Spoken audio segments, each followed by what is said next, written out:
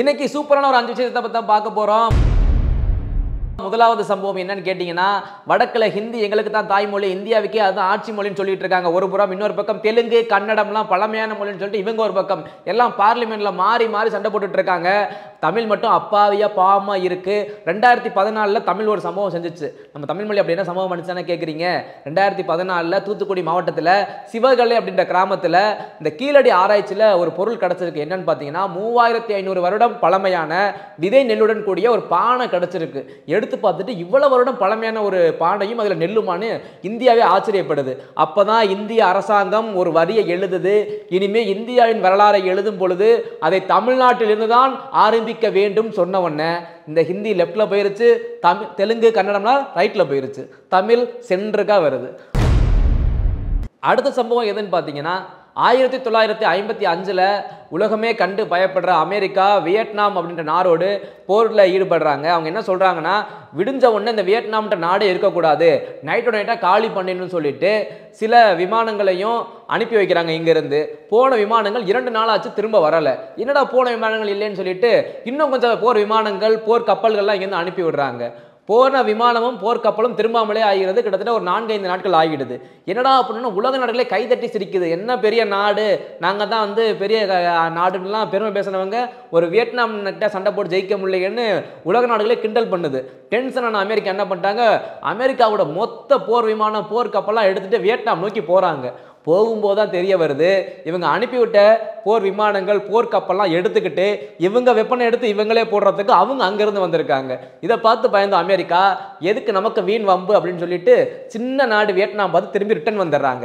அப்போது சில வருடங்களுக்கு பிறகு அந்த வியட்நாமினுடைய அதிபரை பார்த்து கேட்குறாங்க, எப்படி நீங்கள் இவ்வளோ பெரிய நாட்டையும் அலற விட்டு ஓட விட்டீங்க அப்படின்னு சொல்லிட்டு. அதற்கு ஒரு பதில் சொல்லியிருக்காரு. என்னன்னா, நாங்கள் ஒரு நாட்டுடைய மன்னருடைய யுக்திகளை கையாண்டோம், அது அவங்களுடைய வெற்றிக்கு காரணம், அமெரிக்காவை ஓட விட்டதுக்கும் அதுதான் காரணம் சொல்லியிருக்காங்க. அந்த மன்னர் யாருன்னு கேட்டீங்கன்னா, கடல் கடந்து கயவர்களை கதற விட்ட பேரண்டத்தையும் நடுங்க விட்ட நம்ம ராஜராஜ சோழன் பேரை தான் சொல்லியிருக்காரு. காமராஜர் ஐயாவை எல்லாருமே படிக்காத மேதைன்னு சொல்லுவோம். ஏன் படிக்காத மேதைன்னு சொல்றோம்னு எப்பாச்சும் யோசிச்சிருக்கீங்களா? ஒரு முறை ஒரு நபர் என்ன பண்ணியிருக்காரு, காந்தியினுடைய படத்தை வரைஞ்சிட்டு போயிட்டு காமராஜர் முன்னாடி கொடுத்துருக்காரு. அதை பார்த்த காமராஜர், என்ன இவ்வளோ அருமையாக வரைஞ்சிருக்கி அப்படின்னு சொல்லிட்டு அங்கிருந்த அதிகாரிகளை கூப்பிட்டு இந்த படத்தை எல்லா மாவட்டங்களில் இருக்கக்கூடிய அரசு அலுவலகங்களில் இந்த ஃபோட்டோவை வைக்கணும்னு சொல்லி ஒரு உத்தரவு பிறப்பிங்க, அதனால் கையெழுத்து போடணும்னு சொல்லி காமராஜர் சொல்கிறாரு. சரின்னு அதிகாரிகள்லாம் சரி ஓகேன்னா டைப் பண்ணி கொண்டு வந்து கொடுத்தா அதை காமராஜர் ஐயா பார்க்குறாரு. பார்த்துட்டு ஷாக் ஆகிடுறாரு. நான் உங்களை என்ன செய்ய சொன்னால் என்ன செஞ்சு வச்சுருக்கீங்க, ஹேங் த ஃபோட்டோன்னு இப்படி கொண்டு வந்து கொடுத்துருக்கீங்களே, ஹேங்னா என்ன, தொங்க விடுறது, இன்னொரு அர்த்தம் தூக்கில் விடுறதுன்னு அர்த்தம், இப்படி கொண்டு வந்து கொடுக்கலாமா அப்படின்னு சொல்லிட்டு இன்ஸ்டால் த ஃபோட்டோன்னு டைப் பண்ணி கொண்டு வாங்கன்னு சொல்லியிருக்காரு. அவர் என்னதான் படிக்காமல் இருந்தாலும் எப்படி ஒரு வார்த்தையை அவர் பார்க்குறாரு பார்த்தீங்களா, அதான் படிக்காத மேதைன்ற பட்டம் அவர் பின்னாடியே வர்றதுக்கு காரணம். படிக்காத மேதைன்றது வெறும் வார்த்தை இல்லை, காமராஜருடைய பிராண்டு. நமக்கு எல்லாருமே நார்த் கொரியா அப்படின்னால ஞாபகத்துக்கு வர்றது அந்த நாட்டுடைய அதிபர் கிம் ஜாங் உன் தான். அவர் வந்து தெரியும் எப்படி ஒரு சர்வாதிகாரின்னு எல்லாருக்குமே தெரியும். அந்த நபர் என்ன பண்ணியிருக்காருன்னா, தென்கொரியாவை அவருக்கு சுத்தமாக பிடிக்காது. இவர் நாட்டில் இருக்கக்கூடிய இந்த கழிவுகள், அதாவது குறிப்பாக அந்த விலங்குகளுடைய கழிவுகள்லாம் எடுத்து அந்த குப்பைகள் எல்லாத்தையும் எடுத்து ஒரு கேரி பேக்கில் போட்டு அதை பலூன் மூலமாக கட்டி அந்த தென்கொரியாவில் போய் விழுற மாதிரி பண்ணியிருக்காரு. அங்கே போயிட்டு இருக்கிற இடத்துலலாம் இந்த பலூன் போய் விழுந்து இருக்கிற இடத்துல கழிவுகளால் ரொம்ப வந்து அந்த நாடே வந்து டென்ஷன் ஆகிடுச்சு, ஏன்னா இப்படி பண்ணுறாங்களே அப்படின்ற அளவுக்கு. இதை பார்த்து இங்கே உடனே கிம் ஜாங் ஒரே சந்தோஷத்தில் இருக்காப்புல, கைதட்டி சிரிக்கிறாப்புல.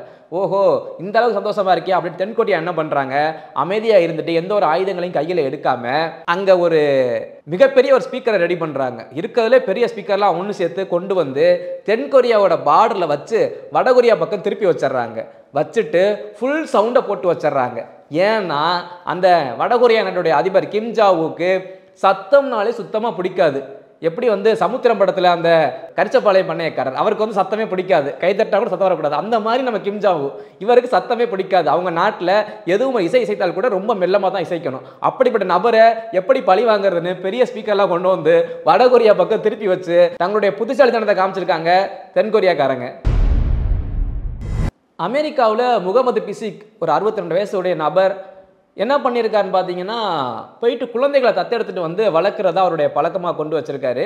இப்படி குழந்தைகள தத்தெடுத்துட்டு வர ஒவ்வொரு மாசமும் ஒரு குழந்தை இறந்து போயிடுது.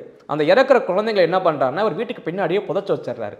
இப்படி புதைக்க புதைக்க அக்கப்பக்கத்துல இருக்கவங்க பார்த்துட்டு இத போய் போலீஸ்ல கம்ப்ளைண்ட் பண்ணிடுறாங்க. போலீஸ்மே வந்து விசாரணை பண்றதுக்காக வீட்டுக்கு வர்றாங்க. மக்கள் என்ன நினைச்சிருக்காங்க, இவர் வந்து இப்ப கைது பண்ணி போலீஸ் வெளில கூட்டு வருவாங்கன்னு நினைச்சிருக்காங்க. ஆனா அதுதான் நடக்கல. போலீஸ் வந்து வெளில என்ன சொல்றாங்கன்னா, இவர் வந்து 1995ல இருந்தே இவரும் அவருடைய மனைவியும் நிறைய குழந்தைகளை வந்து தத்தெடுத்து வந்து வளர்த்துட்டு இருக்காங்க. 2015க்கு பிறகு இவர் கணவர் மட்டும்தான் தனியா குழந்தைகளை எல்லாம் தத்தெடுத்து கொண்டு வந்து வளர்த்துட்டு இருந்திருக்காரு அப்படின்னு போலீஸ் வந்து தகவல் சொல்றாங்க. இருந்தாலும் குழந்தைகள் எப்படி இறக்குது அப்படின்னு மக்கள் கேட்கும்போது அவர் சொல்றாங்க, இவர் தத்தெடுத்துட்டு வர எல்லா குழந்தைகளுமே கேன்சரால பாதிக்கப்பட்ட குழந்தைகள். அதனால தான் உடனே எல்லாம் இறந்து போகுது. அவர் இறக்கும்னு தெரிஞ்சும் அந்த குழந்தைகளை கொண்டு வந்து இருக்கக்கூடிய குறுகிய காலம் சந்தோஷமா இருக்கட்டும் சொல்லி சந்தோஷமா பார்த்து வளர்த்துட்டு இருந்திருக்காரு.